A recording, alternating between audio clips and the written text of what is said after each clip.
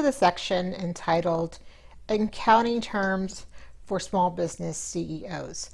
As a small business owner, you will interact with other business owners, with bankers, investors, lenders, and these are all times where you will need to understand basic accounting terms so that you know what's going on in the conversation.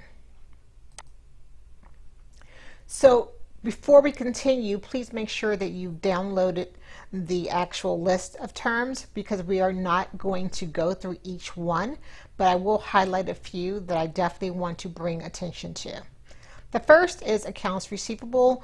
Very simple. If you send an invoice to a client for work you've performed or services you've provided and you gave them time to pay you, that is an accounts receivable. It is an asset and it sits on your balance sheet. Accrual-based accounting. It's when you record your income when the services are performed, and you record your expenses when they are incurred, regardless of whether or not any money has changed hands. So this is directly opposite of cash-based accounting, which we'll go over in a second. Assets are anything that your company owns. Intangible assets are things like copyright, goodwill, which a lot of small businesses don't tend to have. And then you have your tangible assets, like your property, vehicles, accounts receivable, cash, stocks, bonds, things like that. Bad debt expense, if you actually do provide credit to your clients and issue invoices, there unfortunately will sometimes be occasions where those clients may not pay, and you may have to write off an invoice as bad debt. Balance sheet is an overview of the company's financial status. It's a collection of your assets, your liabilities, and your owner's equity. We're going to go down to cash basis accounting, which is related to the accrual basis accounting that we just talked about. And in cash basis accounting, you are recording your revenue, and when you actually receive money in from your clients or your customers, you're recording expenses as soon as the money goes out. So a lot of small businesses just find it easier to operate on a cash basis, but you can do either cash or accrual for accounting, and then still do cash basis for tax purposes. And that is a tax question that you can get into with whomever actually prepares your tax return. Chart of accounts is basically the list of all the accounts in your system. Again, it covers everything from bank accounts to expenses and income, and they'll tend to be grouped by category. So all of the assets are together, all of the liabilities will be together, cost of goods sold will be together, and things like that.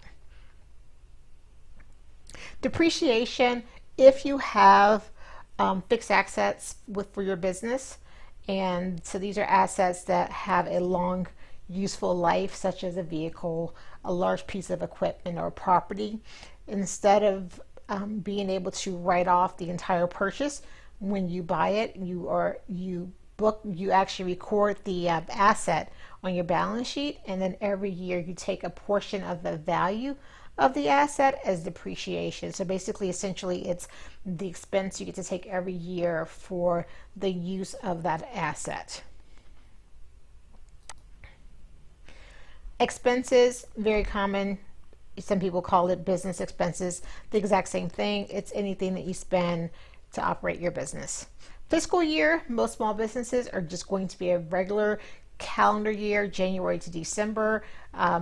Occasionally you have large companies that for whatever reason decide to do an off year fiscal year, so they may be June to June or something like that, but I can't imagine anyone on this course has anything other than a typical fiscal year of January to December.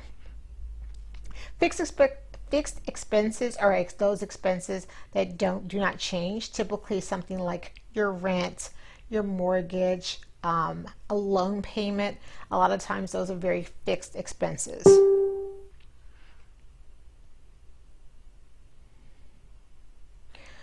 You may hear the term general ledger occasionally, but basically it's just a collection of all of the accounting records for your business. I don't think that it's used too often in everyday conversation. Income, also known as revenue, of course, we all know what that is. We all want to get more income. It's the sales that you have to your clients. Or if you're a nonprofit, it is the donations that you bring in or the fundraising that you bring in.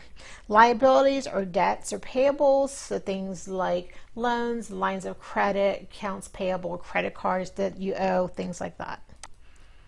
Operating expenses are just basically expenses for conducting the everyday operation of the business versus to actually conduct business. So if you need if there's a cost associated with, for example, if you are let me just pick a company, if you're a brewery, for example, and you have costs associated with running your tap room, that would be a cost, an operating expense versus the salary that you pay your admin assistant, which is a general and administrative expense.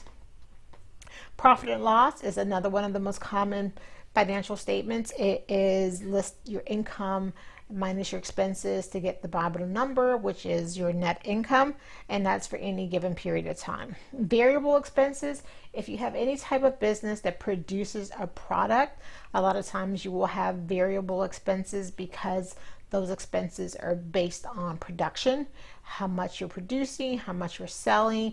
You know, for example, if you're buying a product and then reselling it, so the cost that you incur for those sales would obviously increase the more sales that you have. So that's just a quick overview of some of the accounting terms that you should know. Some of these you may hear all the time. Others you may hear every once in a while. This is not an all-encompassing list. However, it is just a way of giving you a good working knowledge of accounting terms. So this is the end of the introduction to the Small Business CEO Money Management course, and tomorrow you will get the link and the opening for Module 1, which will begin the actual meat of the course.